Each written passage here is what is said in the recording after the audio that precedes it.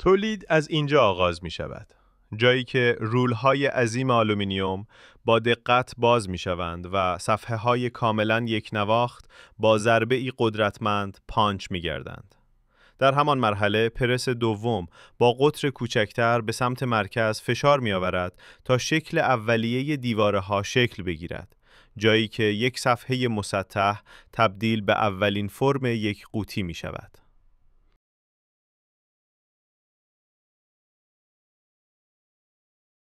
سپس نوبت به شکل دهی کف می رسد. کفی که به صورت گنبدی و دقیق فرم داده می شود. بعد از آن قوطی ها برش می خورند تاپ. در اینجا فناوری چاپ لیتوگرافی غیر مستقیم طرح مورد نظر را با تا 8 رنگ و با سرعتی شگفت‌انگیز حدود 2000 قوطی در دقیقه روی بدنه اعمال می کند.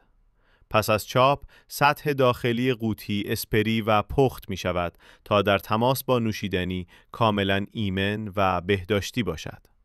مرحله بعدی فرایند گردنزنی است، جایی که دهانه قوطی با عبور از قالب‌های متعدد به تدریج کوچکتر و دقیقتر می شود. در پایان، لبه دهی دقیق یا فلنج گذاری انجام می شود تا قوطی برای آببندی کامل آماده گردد. هر قوطی باید از سد نورسنجی و بازرسی دوربینی بگذرد.